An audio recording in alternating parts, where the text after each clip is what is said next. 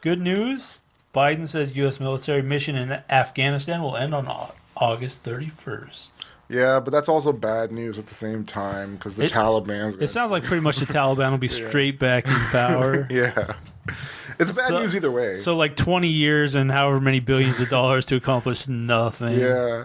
I mean, that was gonna happen anyway, though, I guess, because like there was nobody there that could take over besides Yeah. them. Thank God they spent all my money on that. Yeah.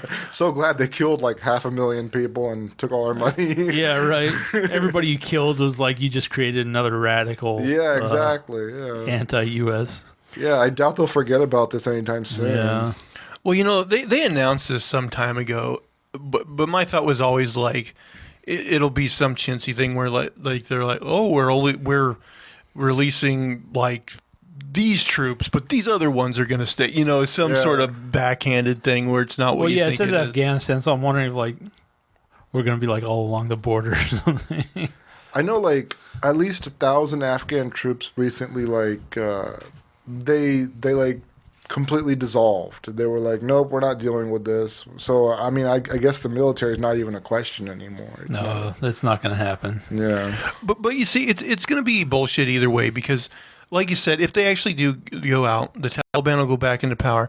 So then the next Republican that runs can be like, if you elect me, we're going to go back into Afghanistan and get these terrorist Taliban back out. Yeah. And it's just this cycle that never fucking stops.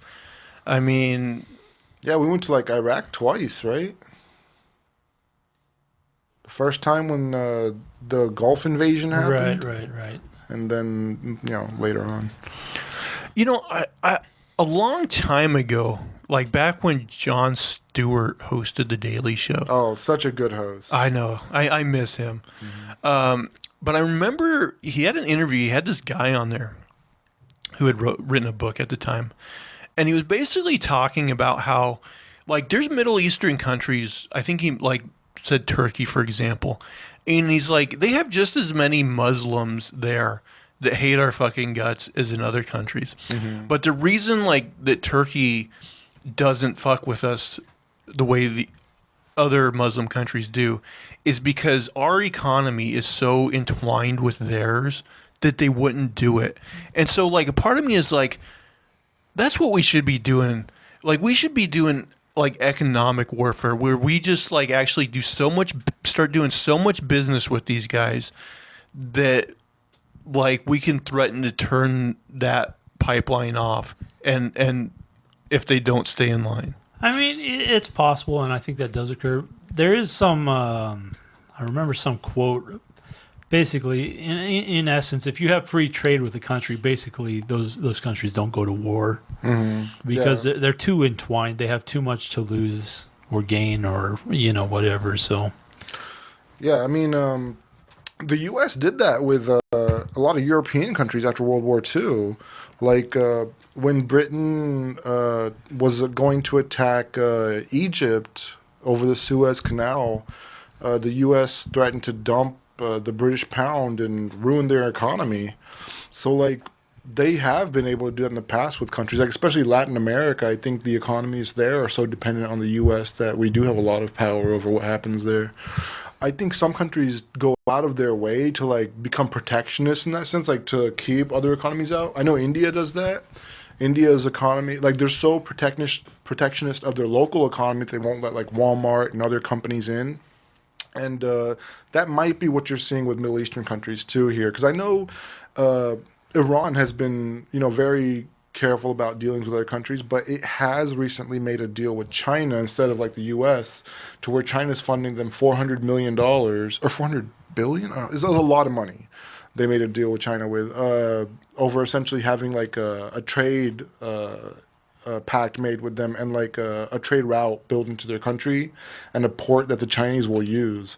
So I mean, the Iranians have definitely, and they know there are reports and like conversations in Iran about how they just sold their country to China. So I think the mentality of these countries is that if we do business with the U.S., we'll be in a position where we don't have like leverage and stuff like that, where we can't get our own way. Yeah, it's. I just gotta feel like there's got to be a better way way of like regulating the Middle East than what we've been doing. Sanctions are good. Just that, there are ways to get around them, but they're extreme. Like in Iran's case, they pretty much sold their country to China to get out of U.S. sanctions or like the consequences of them. So, I mean, I still think sanctions are a great way to go. I mean, if the sanctions create that, maybe, I don't know. It's not the smartest, but I mean, you do push them to China, but that's an extreme example, right? Like, is everybody going to do that? Is everybody going to give up their freedom just to go opposite of you? have they necessarily given it up? Maybe they just open up a simpler market where they can make more money. I mean, that's the incentive. But the Chinese are known to like. I mean, would we rather them be going through China? Not really. Yeah. But the Chinese are known to like take over if they don't get their money back too. Like, hey, we're going to take control of this port. We're going to take control. Like, so another military base. I mean, yeah, I'm not going to say that's uncommon. I don't know. Mm-hmm.